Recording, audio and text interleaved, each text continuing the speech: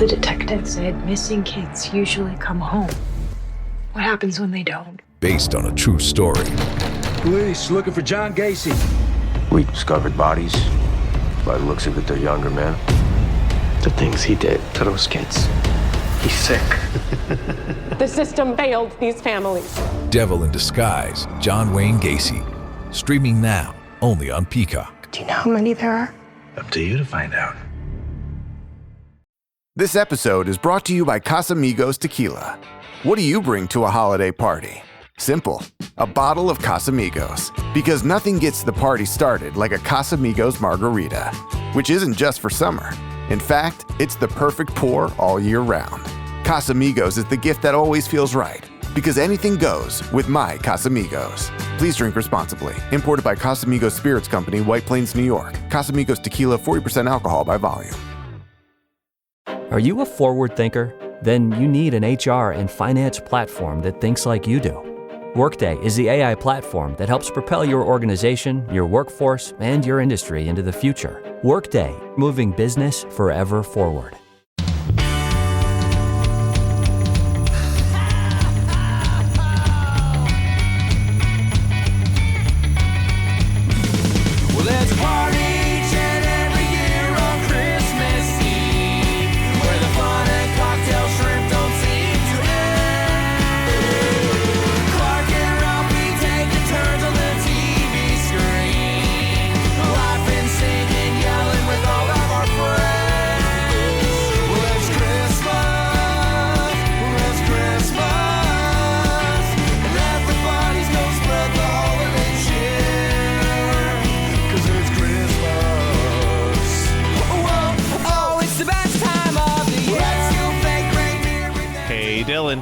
Hey, Matt. Keeping in with the Christmas holiday horror themes, you had me watch the Creepshow Holiday Special, which I don't know how I missed this, because I did watch at least the first 2 seasons of the Creepshow TV series, and this would have been right in that ballpark, but this one eluded me until this week. And I have seen but I have not seen a lot. I think I watched the first season of the Creepshow TV show, and to me it's not bad. I think people that try to compare it to the original Creepshow movie just don't understand the point of what the show was doing. However, I thought this feels Creepshow. Yeah, it does. This feels super Creepshow to me. Of fun. This is a ton of fun. There's Creepshow in this. There's also Teenage Mutant Ninja Turtles and Power Rangers. Yeah. This holiday special, if you are, I hate to be that cliche, if you loved 90s costume characters, I feel like you're gonna love this episode of Creepshow, especially the latter half. I actually want to read a note that I wrote halfway through watching this. Go for it. Where I said, I feel like this is the opposite of U-Log for me, where the increasing insanity escalates at a reasonable level that still makes sense within the world that it's been created. And it definitely helps a bunch that from the start, this is being presented as a comic book story. So you can take these outrageous leaps. But I did find myself sitting there being this is also taking huge jumps and weird twists, but it's not pulling me out of the world of this story the way that I felt like Yule Log did. Yeah. And maybe it's because I love Adam Pally, who soon as he showed up, I was like, hell yeah. I forgot that he was our lead here. So as soon as he popped up on this rewatch, I was like, all right, I've got Matt Kelly sold because he loves this dude. I love this dude. And then, going back to saying this fits Creepshow quite a bit. He has this flashback scene to the doctor, and it's the only way I can describe it is Creepshow lighting. You know what I mean? Where it's the room is lit in not natural colors. It's purples and greens and pinks that are not what a room is lit with. It's the comic book panel where eventually that color goes all the way away, and then there is no background except for a backdrop of red with the character sitting there screaming. And it's one of my favorite things. It's just so pulpy and 50s EC comics. It's so good. They do such a good job with that. I think even when the show, and I have only seen the first season, like I said, I think even when the show felt like it was being a little too goofy, like struggling to find that balance. I think even when that was happening, the lighting and the direction itself kind of nailed that Creepshow feel through most of this series, and it's held up well in this as well. Well, because that's like the weird balance of the movie Creepshow, right? Like, I remember renting Creepshow in middle school. Yeah. Early on in my horror fandom, and people like reviews online being like, this is one of the best horror comedies ever made, and then renting it and being like, I'm not laughing. This isn't funny. Like, I either thought this is really bad during certain segments, or like, this is too dark and freaky, I don't understand. And it wasn't until revisiting it in college and seeing like the brilliance of the subtlety, which like that is the one thing that I will say doesn't not check a lot of the subtlety box. here. not a lot of subtlety, and also like I don't think we would get a thing like a were-tortoise. No, especially in that first one. Maybe in the second one. I mean, we did have like a floating blob monster in the water. Yeah, that is true. I mean, we did.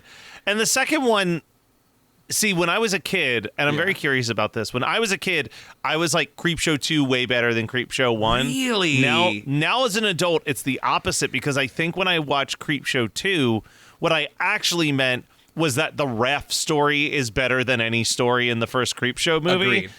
But the other two stories are, like, the Hitchhiker one is very good. The wooden, like, Native American statue coming to life story is so long and boring. Yes. And such like a weak start to that movie. And also I realized rewatching them both fairly recently, like the animated wraparound story in Creepshow 2 does nothing for me. Like does zero for me. I'll take the cheap ass creep puppet outside the kid's window. Which was honestly, even if it does look cheap, that shit's horrifying. That is a scary really looking creepy. puppet. And I love that they're kind of sticking to that with this creep. Like, he doesn't talk. He's not the crypt keeper. He's not there making puns. He is just a weird, grinning, rotted corpse that introduces the story with just like a wave of a hand or a transformation into a wolf. The story for this holiday special is Shapeshifters Anonymous. And it's about a person who believes he might be a werewolf, and he finds a group called Shapeshifters Anonymous filled with other shapeshifters where they support each other in their transitions. I'm not going to go through every single character that's here, but I think the three main ones that are worth bringing up is our female romantic lead, who's a were-cheetah. Irina, played by Anna Camp of Pitch Perfect fame. Pitch Perfect. Hell yeah, she is. We have, as I mentioned, the were-tortoise, which is just hilarious. That's I want to talk funny. about and the were-tortoise. Honestly, probably one of the scariest moments in the show is his transformation into the tortoise. His transformation looks horrifying, crazy. and it's insane. Yeah. Like, shout out to is it Robert Kirkman who does all the Am I getting that right? Robert Kirkman? Or he wrote... I don't think that's right. Robert Kirkman's who writes Greg The Nicotero. Walking Dead. So Greg Nicotero, who also worked on The Walking Dead, and that's why I was getting those mixed up. Greg Nicotero does all of the costume work and the effects, and they look incredible. And I really do. That transformation ruled. I had to make a note of that. The real effects. I know that we sound real like boomer horror fans here, where we're like, no, but it is too true. much There's CGI. something more. There's something more magical about really seeing someone is. figure out how to do it. You know who my favorite character is, though? What I was gonna say, is it the girl who wishes she was a hippo? Phyllis, who is a self-proclaimed furry. She is not a shapeshifter. She carries around with her a hippo costume, and she, true to herself, she is a hippo on the inside. I love her so much. There's also a man who turns into a boar, and there's a mystery man who no one knows anything about, who just shows up quietly. who also has one of the great coolest transformations at the end. Yeah. Oh, we'll get there too. When our main character first learns about the were-tortoise, he goes, well, what happens when you transform? He's like, I mostly eat lettuce. He goes, is it evil lettuce? That's right, because we get a little bit of an explanation about these shapeshifters. Yes, one of them turns into a werewolf, one of them turns into a cheetah, but the lore here is that they're only really attacking evil people. Like, apparently they turn and only kill evil people. Like, apparently all of the people that our main character has killed have been child molesters and murderers and stuff like that. A defense attorney for child molesters.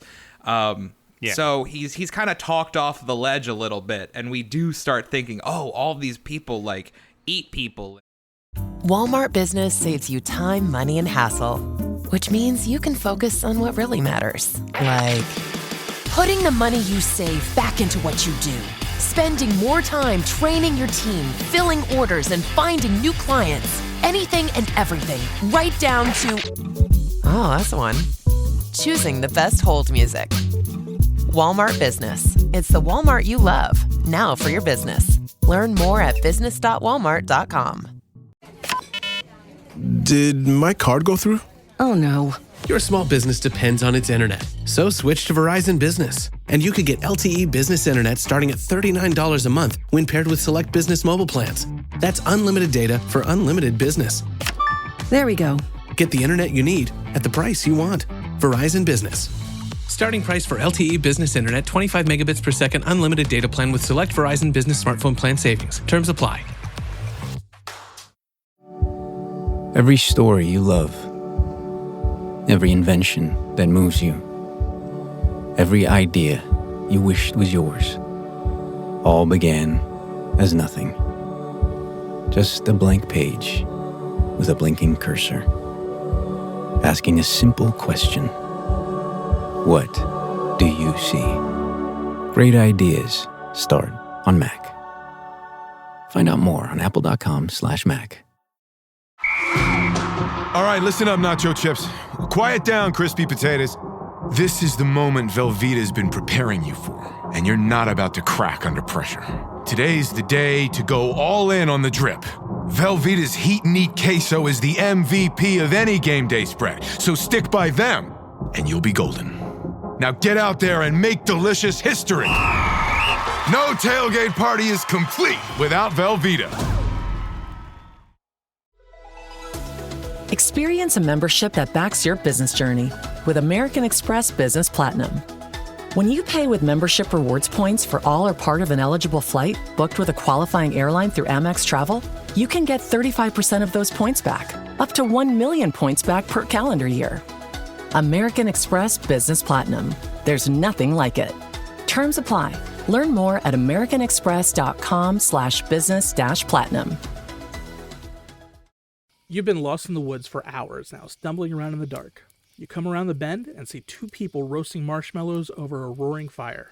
They see you coming into the clearing and gesture over to pull up a log. Welcome to Campfire Ashes. I'm Paul. And I'm Jess. Join us as we tell each other our originally written spooky stories around the campfire and then dive into the lore and legends that inspired them. Is it something that goes bump in the night? Is it something menacing lurking past the tree line? Or is it just weird and otherworldly? You'll find it here on Campfire Ashes. You can find us on Spotify, Apple Music, Amazon Music, or right here on the Geekscape Network. We do get the origin story of how, well, for starters, everybody at Shapeshifters Anonymous is like, you're probably not a werewolf. Like, you probably are transforming. The chances of you becoming a werewolf, super low. Like, everyone assumes that that's what they're turning into because that's really cool, but like it's very rare. And then they find out, oh no, like the wolfsbane is what fucks him up. He's definitely a werewolf. So then they're all interested in how did this happen? And he goes to this flashback where his next door neighbor is yelling at him for how loud he is before bed. And puts a curse on him, and then it cuts back, and he goes, I believe I was cursed for brushing my teeth too loudly.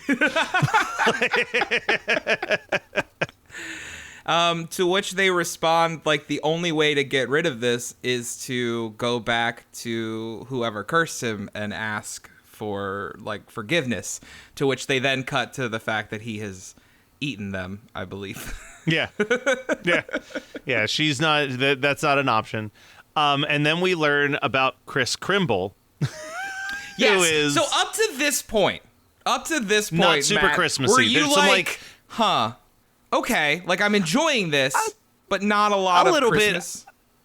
I noted that there was like Christmas trees out there and stuff like that, and it was called the Creepshow Holiday Special. Yes. So I was like, eventually Christmas has got to factor in. They wouldn't just like, they wouldn't die hard us. You know what I mean? They wouldn't just be like, oh, it's a Christmas movie, but it has nothing to do with Christmas and just happens to be like Christmas trees in the background.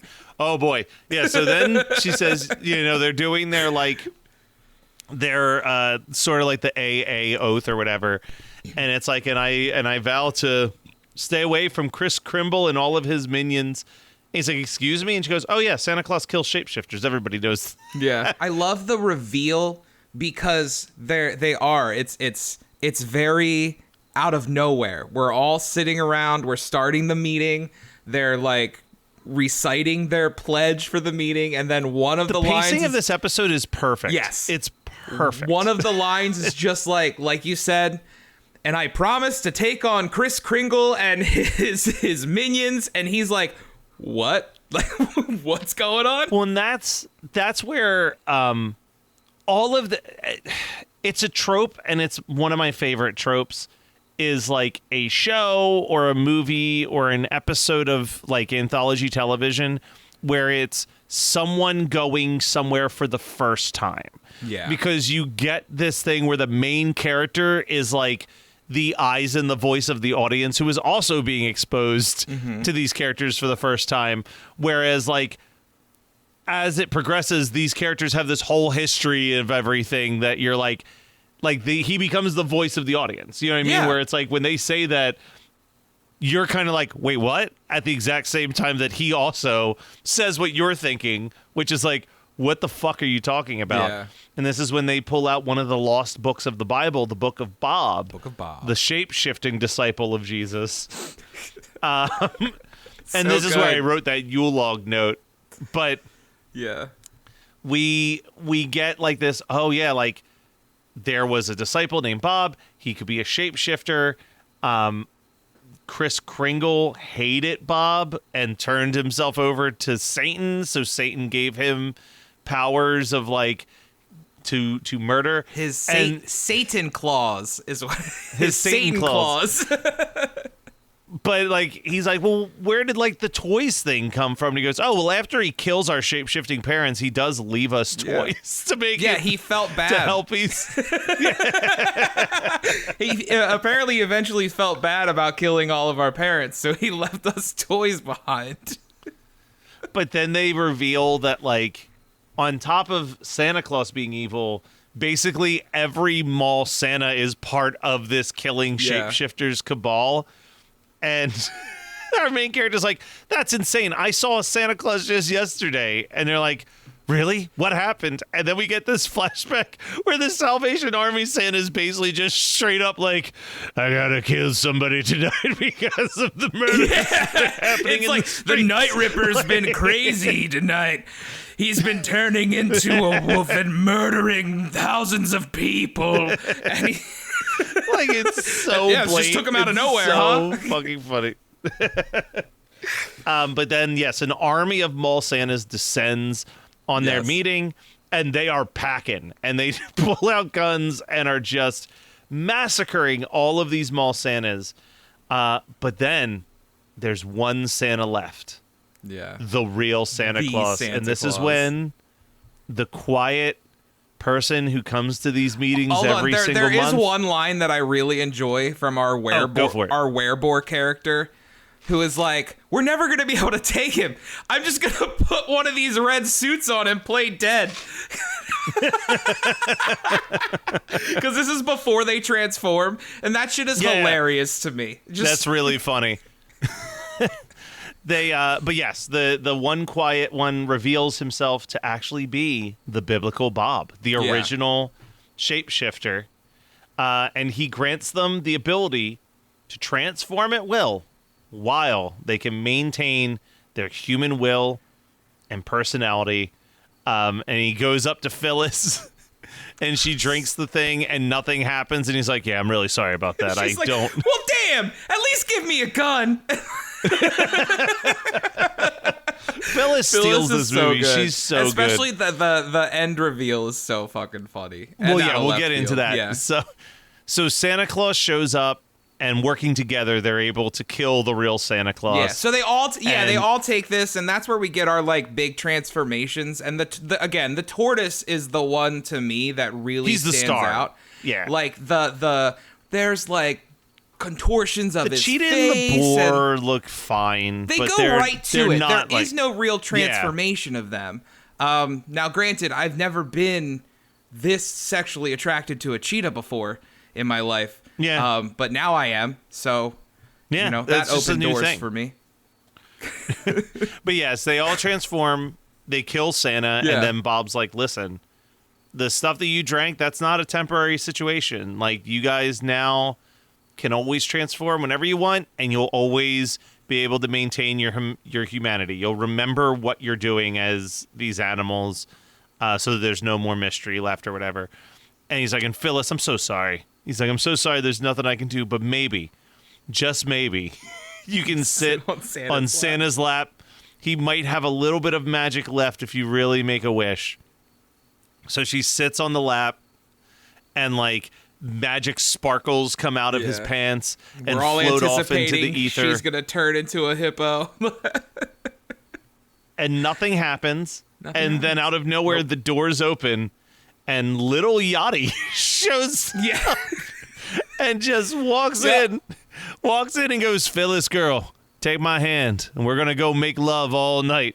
But first, we're going to stop at that bank and get you that $100 million you deserve. And she just turns around and goes, thanks, see y'all next week, and leaves. And it's fucking fantastic. I think all of the performances here are really good. I really like the actor that plays Bob, the really jacked guy. I don't know. I'd like to see him in more stuff. I will say the first time I saw him, I thought he was wrestler Brian Cage because he looks very similar to him.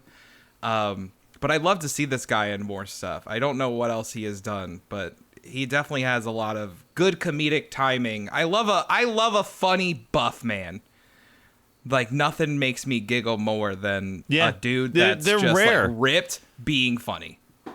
I think that's the appeal of John Cena at this point. Is like just a ripped dude being funny is funny. It's John Cena and Batista's appeal. Yep. You know what I mean? Like Batista, I don't want to watch Batista in an action movie. Nope. I love watching Batista in like that. Even listen, I'm not gonna say this was a absolute masterpiece of a movie, but like My Spy, that like kids film that he did, there are so many funny bits just because of how gigantic of a person Batista is. So like watching this like mountain of a man dance funny is so much funnier than watching any other body type.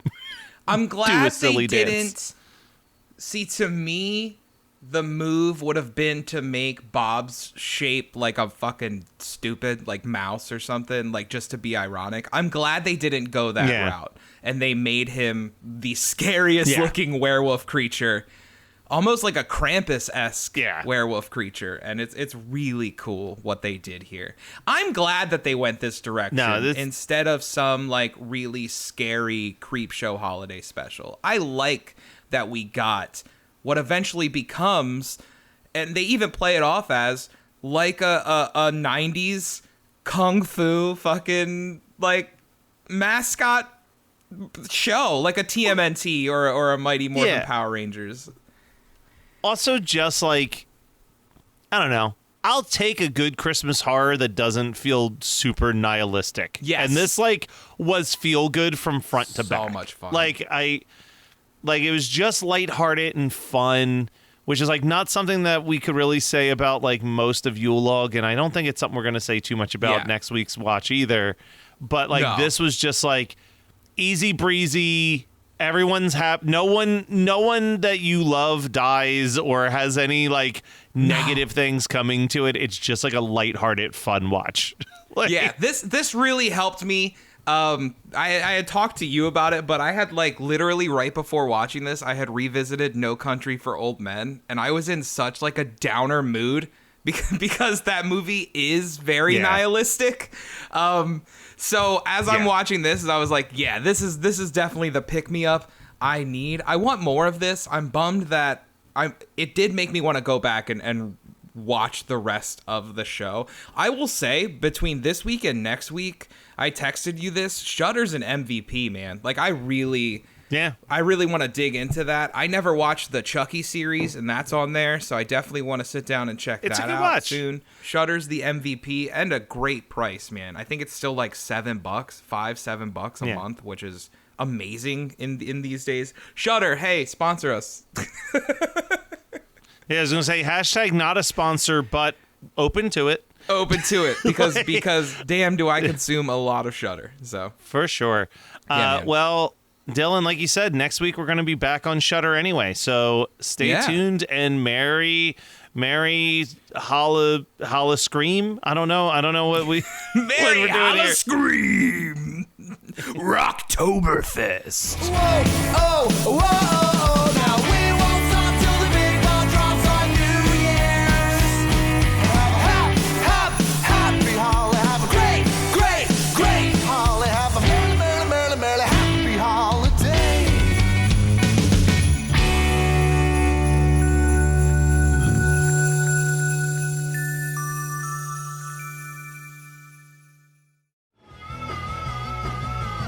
You're listening to the Geekscape Network.